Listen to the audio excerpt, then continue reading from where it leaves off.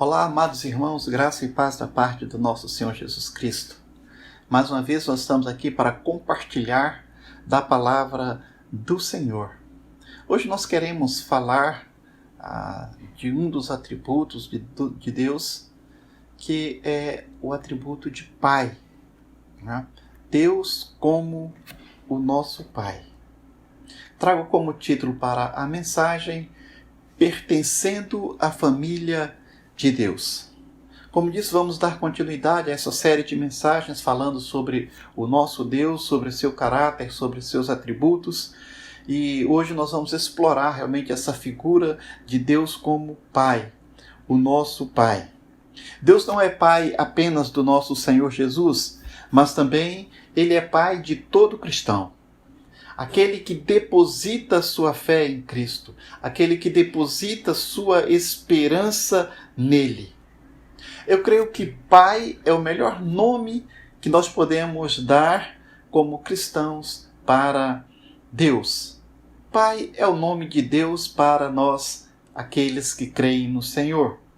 No livro de Romanos 8, versos de 14 ao verso 17, Paulo fala da nossa adoção na família de Deus como filhos.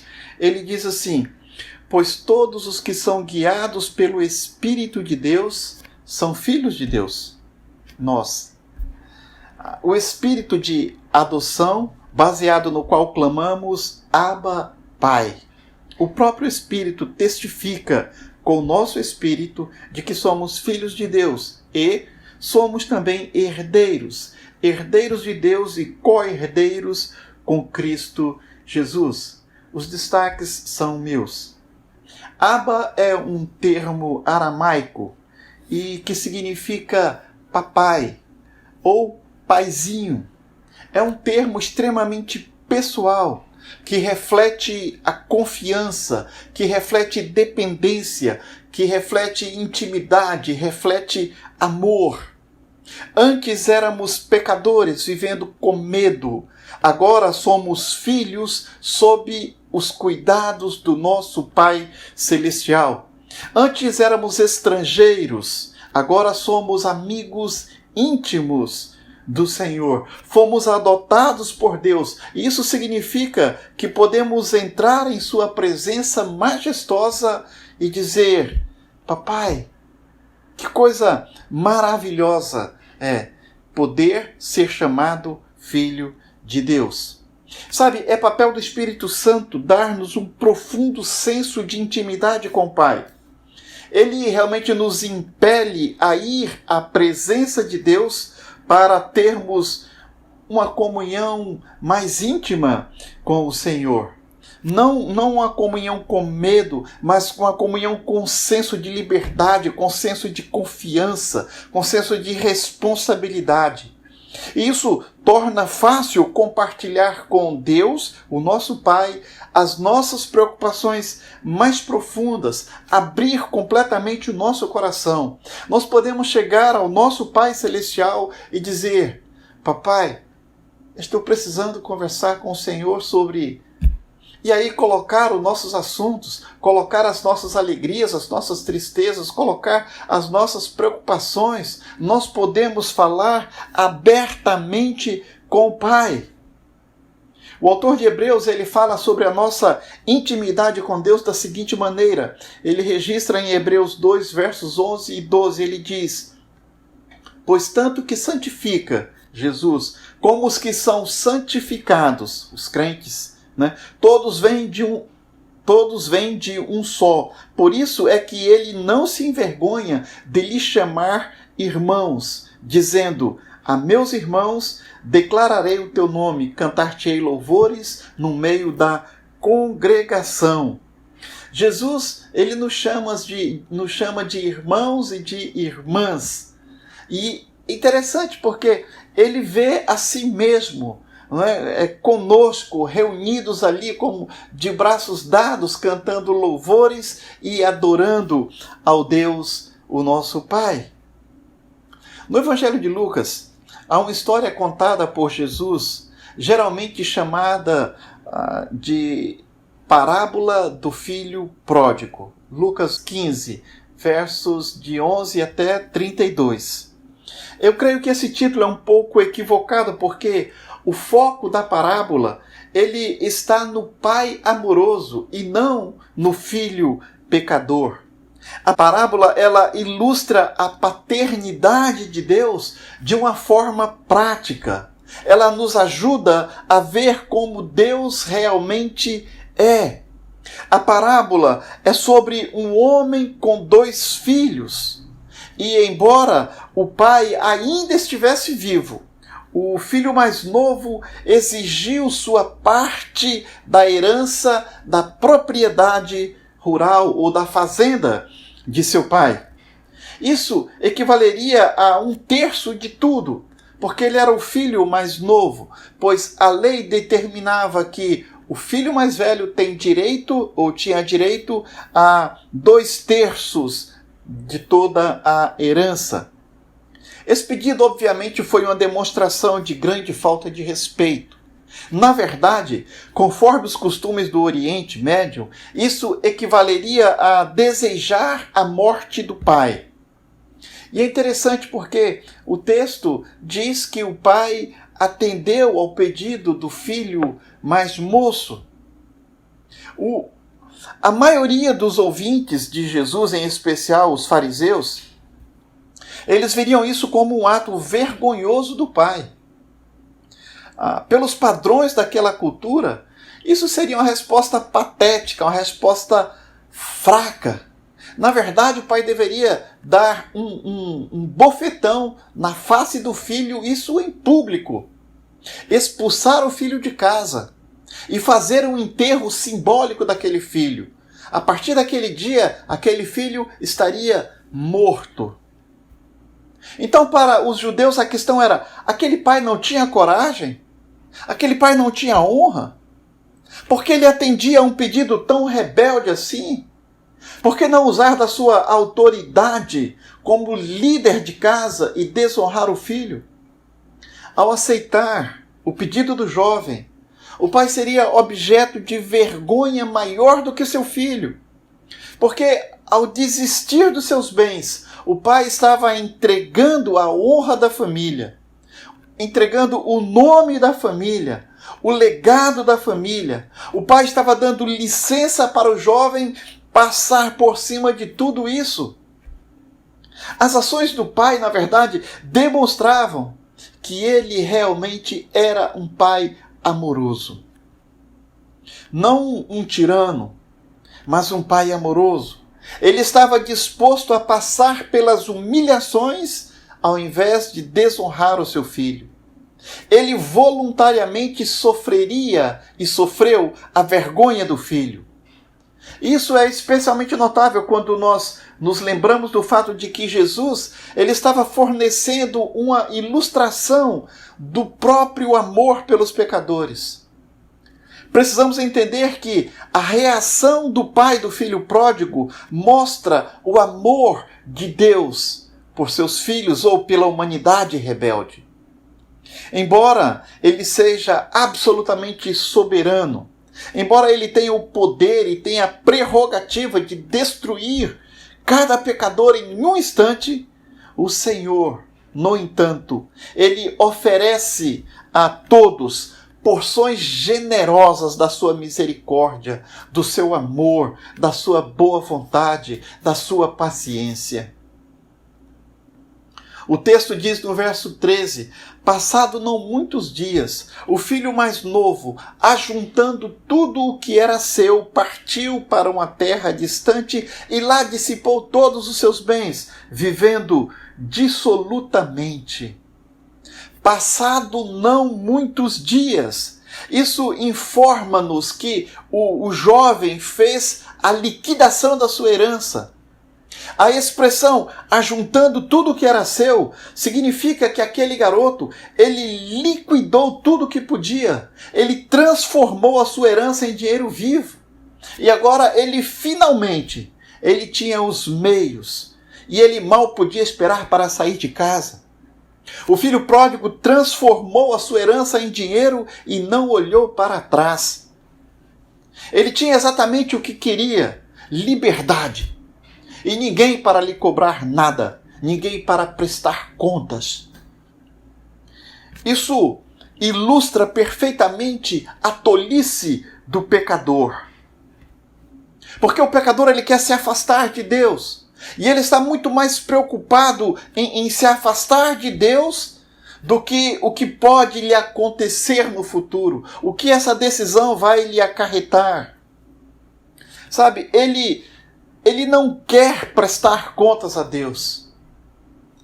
Ele vende barato quaisquer presentes que possa ter recebido de Deus. Ele vende sua honra, sua dignidade. Ele não está nem aí para nada. Ele desperdiça oportunidades espirituais. Ele despreza a bondade divina. Ele despreza a providência de Deus e todas as bênçãos que lhe são concedidas. Ele torce o nariz para as riquezas da bondade, da indulgência e da paciência de Deus, que deveriam, na verdade, levá-lo ao arrependimento. Paulo, escrevendo a Romanos, a igreja em Roma, no capítulo 2, verso 4, ele diz assim: bem sabemos que o juízo de Deus é segundo a verdade contra os que praticam tais coisas. Aquele jovem, ele parece ter tomado uma linha reta para o ponto mais distante de sua casa e de suas responsabilidades. O texto nos diz que ele foi para uma região distante. Ele estava simplesmente procurando prazer. E sejamos honestos, as pessoas que pensam assim não costumam pensar muito no futuro. Por isso não chega a ser uma grande surpresa quando lemos o final do versículo 13, que ele desperdiçou os seus bens vivendo dissolutamente. Ele desperdiçou os seus bens vivendo de uma forma irresponsável. A palavra grega aqui, traduzida por desperdiçar, ela evoca a ideia de separação do grão da sua casca. Quando uma pessoa, por exemplo, está peneirando o café, que está jogando ali os grãos para cima, o vento separa a palha do grão. Essa é a ideia. Significa, literalmente, espalhar levado pelo vento. Aquele jovem simplesmente jogou tudo para o alto. Jogou tudo fora. O vento levou tudo. Ele desperdiçou uma fortuna ricamente e rapidamente, gastando sua herança na busca de prazeres pessoais. Mais tarde, o irmão mais velho resumiria o estilo de vida do pródigo nessas palavras. Ele diz no verso 30, esbanjou os teus bens com as prostitutas. Claro que qualquer um que despreza toda obrigação, que repele toda a responsabilidade e que busca esse tipo de estilo de vida imoral, chega à ruína total rapidamente. Isso é inevitável. É uma lei chamada a lei da colheita, reforçada pela divina providência. Gálatas 6, versos 7 e 8 nos lembram dizendo: pois o que o homem semear, isso também colherá. Quem semeia para a carne, da carne colherá destruição. E foi exatamente isso que aconteceu com o pródigo. Aquele rapaz, aquele jovem, jogou toda a sua vida na lata de lixo. Mais tarde, esse jovem, ele enfrentou uma dupla desgraça. Depois de ter gasto tudo, houve uma grande fome na terra e ele começou a passar extrema necessidade. Visto que a comida era escassa e custava caro, ela não era doada. Ninguém dava comida. Posteriormente, ele trabalhou para um cidadão daquele país e o novo empregador o enviou aos seus campos para alimentar os porcos. Porcos, animais impuros, conforme as leis cerimoniais judaicas. Aparentemente, aquele empregador e também ninguém lhe deu absolutamente nada para comer. Qualquer coisa antes que ele fosse para o trabalho. Talvez o empregador valorizasse mais os porcos do que a vida humana, pensando que os animais poderiam até ser consumidos ou vendidos e render ali alguma renda, algum lucro. O filho faminto ficou com tanta fome que ele queria comer a comida dos porcos. Sabe, o pecado nunca promete o que dá, ou nunca dá o que promete. E os prazeres da vida que os pecadores pensam que estão buscando sempre acabam por se tornar exatamente o contrário. Uma dura estrada que inevitavelmente leva à ruína e ao ponto final da destruição. Paulo nos lembra em Romanos 6:23, ele mostra o que o salário nos devolve. Ele diz qual é a paga do salário. Ele diz, pois o salário do pecado é a morte. Paulo nos mostra a paga do pecado, né? E ele diz que o salário do pecado é a morte. Ele nos lembra também em Romanos 8:13, ele diz, pois se vocês vivem de acordo com a carne, morrerão. Tiago, capítulo 1, verso 15, diz, o pecado, após ter sido consumado, gera morte. Quando veio a desilusão, quando o filho pródigo caiu em si, quando ele percebeu o estado em que ele estava, ele disse, quantos trabalhadores de meu pai têm pão com fartura e eu aqui morro de fome? Verso 17 de Lucas 15. A palavra traduzida aqui por trabalhadores não diz respeito a escravos ou servos contratados, mas está se referindo a diaristas, a trabalhadores diaristas, aqueles que passavam na rua ali e o pai chamava para trabalhar durante aquele dia. E até mesmo essas pessoas tinham comida suficientes, eram bem tratadas. Isso mostra de novo o amor e a compaixão daquele pai. E dessas circunstâncias desoladoras, veio então o início ao arrependimento daquele filho rebelde. Ele admitiu a sua responsabilidade por sua condição. Ele finalmente reconheceu o seu erro. Observe o verso 18 e o verso 19. Ele diz assim, levantar-me-ei, irei ter com meu pai, e lhe direi, pai, pequei contra os céus e diante de ti. Já não sou digno de ser chamado teu filho. Trata-me como um dos teus trabalhadores. Agora, o filho pródigo, ele se encontrava sem dinheiro. Ele se encontrava sem amigos e estava passando grande necessidade. A vida daquele jovem havia se tornado um pesadelo. A festa havia acabado. Ele havia tomado muitas decisões ruins, decisões erradas. Mas agora a mão da divina providência tinha tornado os seus problemas ainda mais difíceis do que ele poderia sequer ter imaginado. Isso era a vida no fundo do poço. Se o poço tem um fundo, aquele jovem estava ali. Humilde e arrependido. O filho mais novo, ele se levanta e vai para o seu pai. Diz o versículo 20. Isso não era um truque esperto para conseguir comida ou alimentação de graça, mas sim uma verdadeira confissão humilde de um coração verdadeiramente arrependido. Ele estava de fato arrependido, não por falta de dinheiro ou por falta de comida, mas por causa daquilo que ele havia feito. E ao dizer que havia pecado contra os céus, ele estava reconhecendo que pecara contra Deus. Observe que na narrativa, Jesus não diz que ele voltou para a sua cidade. Jesus não diz que ele voltou para o seu lar. Jesus não diz que ele voltou para a sua aldeia. Jesus diz, ele voltou para o seu Pai. Jesus estava aqui enfatizando o relacionamento entre pai e filho. Aquele filho voltara para o pai.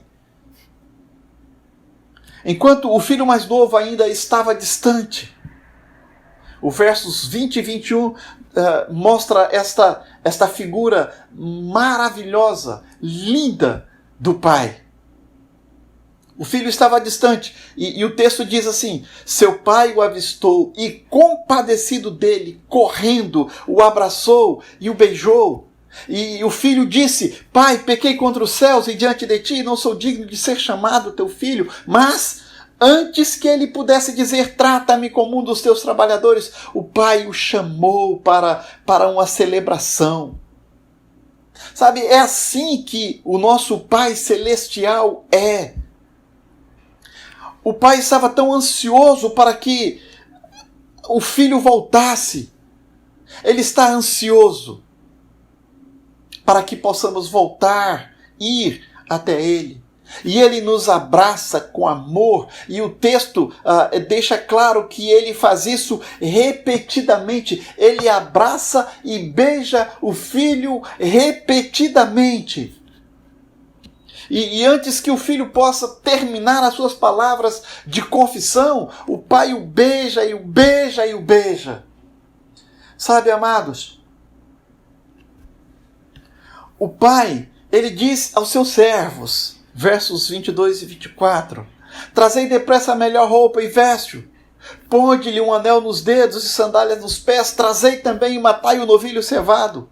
Comamos e regozijemo-nos, porque este meu filho estava morto e reviveu, perdido e foi achado. Num espírito de perdão, o pai proveu seu filho com o melhor de tudo o que ele tinha. Semelhantemente, Deus é um pai que ama profundamente todos os pecadores arrependidos. Ele os abraça, ele alegra-se nele, ele lhes dá o seu melhor. É assim que Deus age para com aqueles que verdadeiramente se arrependem. No capítulo 5 do Evangelho de João, Jesus fala do relacionamento íntimo do pai com o filho. Não abordamos esse tema aqui exatamente por falta de tempo, não é? E em Lucas 15, a parábola do pai amoroso, que nós estamos analisando, fala do relacionamento íntimo do pai com os crentes.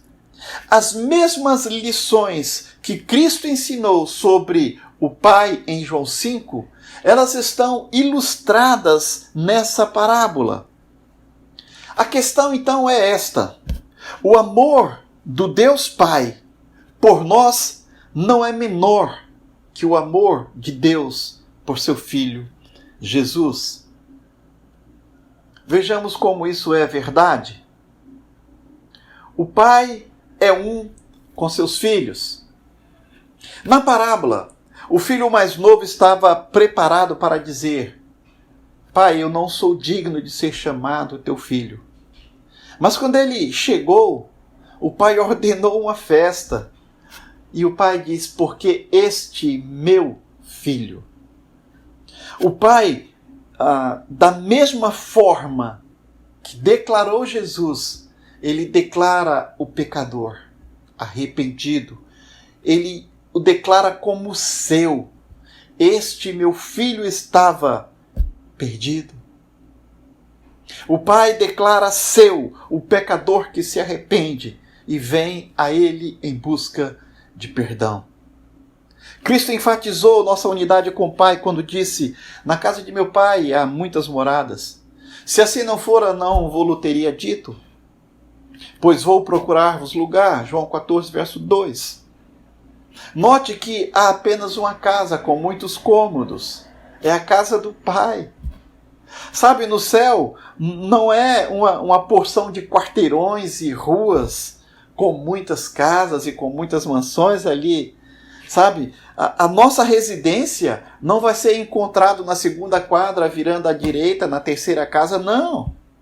Nós moraremos na casa do Pai. Porque nós somos um com Ele, membros da mesma família. O Pai não é apenas um com seus filhos, mas o pai também ama os seus filhos. O pai avistou o filho quando ainda vinha longe. Verso 20. Desde que seu filho mais novo partiu, o pai estava aparentemente aguardando, vigiando o seu retorno. Vendo o filho à distância, o pai, diz o texto, verso 20, compadecido dele, correndo o abraçou e o beijou. Observe que foi o pai que tomou a iniciativa de amar o seu filho. O pai não esperou que o filho chegasse, que o filho fizesse um discurso. Ele não disse para si mesmo, só quero ver o que esse moleque vai falar. Só quero ver como ele está encarando todas essas coisas. Não. Sabe, nós vimos essa iniciativa, a iniciativa do pai amar o filho, nós vimos isso também ilustrado na parábola da ovelha perdida. Lucas 15, verso de 4 a 5 diz assim: qual dentre vós é o homem que, possuindo 100 ovelhas e perdendo uma delas, não deixa no deserto as 99 e vai em busca da que se perdeu até encontrá-la? Achando-a, põe-na sobre os ombros, cheio de júbilo, diz o texto. Todo pastor, ele busca uma ovelha perdida. Não apenas por obrigação, mas por amor. Assim como o pastor buscando a ovelha perdida, o pai se comoveu com piedade, com compaixão, no mais íntimo do seu ser. Ele correu ao encontro do seu filho, ele se lançou ao pescoço do seu filho com um abraço amoroso e o beijou repetidamente e intensamente. O nosso Pai Celestial nos ama da mesma maneira. Alguns crentes contritos e arrependidos por algum pecado que cometeram, lutam para acreditar se Deus os ama, se Deus realmente os perdoou. Mas essa dúvida e esse medo não tem fundamento bíblico, porque o nosso Pai não só nos aceita, como também corre para nos abraçar, para nos receber com amor. Conta-se a história, e você conhece essa história com certeza, mas não custa nada ilustrá-la aqui. Conta-se a história de um crente que morreu e foi para o céu. O pai abraçou com amor e disse: filho, eu estive esperando por você. Junto eles olharam para trás para ver como o homem havia vivido a sua vida. E à medida que faziam isso, o homem notou que, vez por outra, 2 pegadas havia em sua vida, e às vezes haviam 4. Então disse o homem: pai, eu compreendo as 4 pegadas, porque isso aconteceu quando o Senhor andou comigo. Mas por que, ó pai, havia apenas 2 pegadas em determinados momentos? O pai sorriu e respondeu: aquelas foram as vezes em que eu o carreguei em meus braços. É assim que acontece conosco, querido. É assim que acontece com o nosso Pai. O Pai ama seus filhos. Nós nunca estamos sozinhos. Ele está conosco. Ele caminha conosco. E quando é necessário, o Senhor, o nosso Pai, nos põe em seus braços e nos carrega. O Pai não apenas tem unidade, não apenas ama, como também Ele abençoa os seus filhos. Conta-se uma história de Abraham Lincoln, presidente dos Estados Unidos. Ele foi questionado sobre como ele trataria os rebeldes do Sul, uma vez que foram derrotados e retornavam agora para a União dos Estados Unidos. Dizem que o presidente respondeu assim: eu os tratarei como se nunca tivessem feito nada de errado. Os rebeldes estavam voltando para os Estados Unidos e o presidente disse: eu os tratarei como se nunca tivessem feito nada de errado. Na parábola, foi assim que Deus respondeu ao seu filho mais novo. Ele disse aos seus servos: trazei depressa a melhor roupa e veste-o. Por que a melhor roupa? Porque para as pessoas daquela época, isso era um sinal de que ele pertencia à família. Ele estava sendo recebido de volta. Você pode pensar até que o filho não merecia tamanha bênção, Mas esse é o ponto, sabe? Isso é a natureza, é o ponto principal da parábola.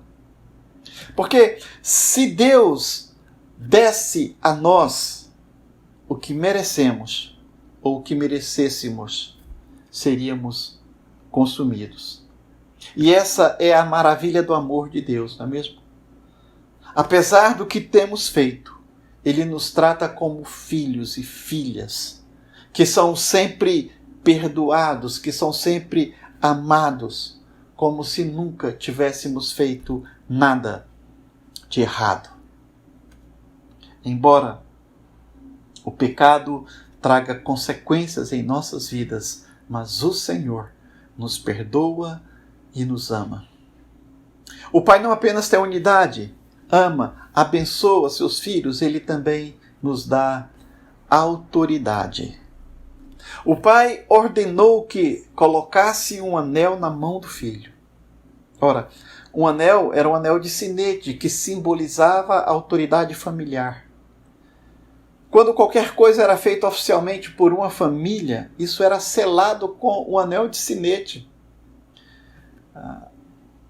Isso era colocado sobre um selo, não é? Sobre aquela correspondência, sobre aquele documento, e o anel imprimia sobre aquela massa ali a marca da família.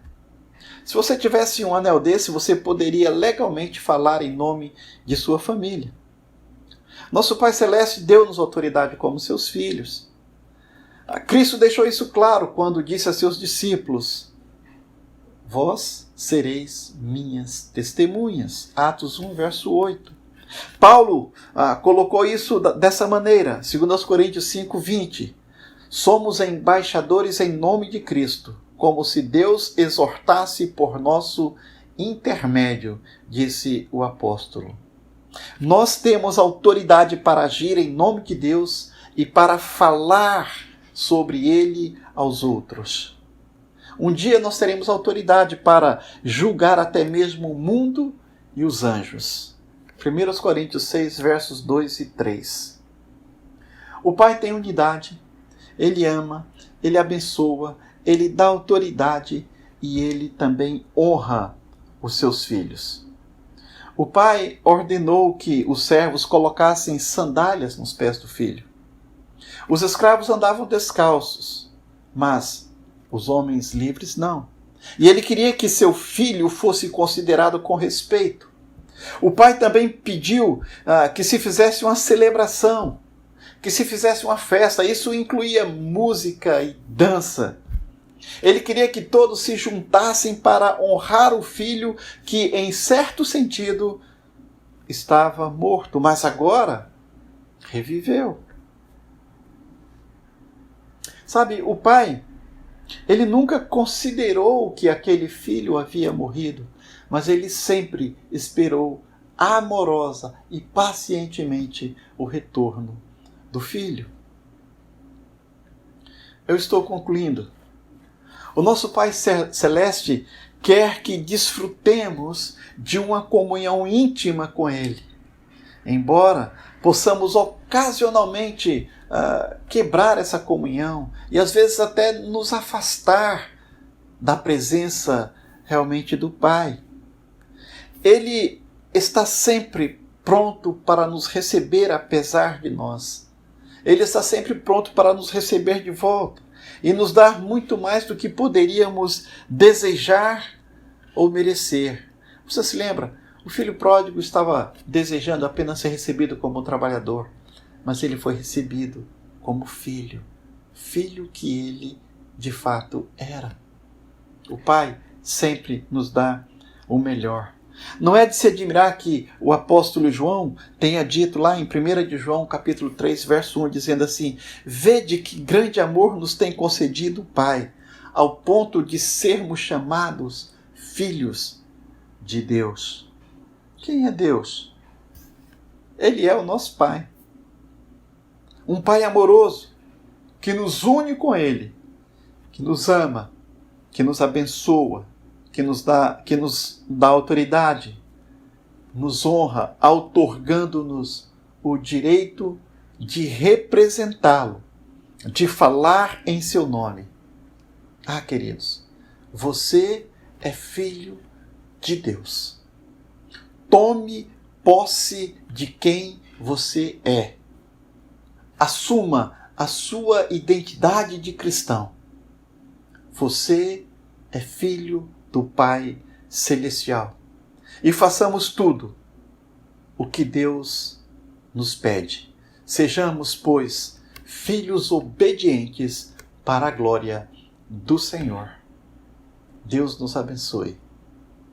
Amém.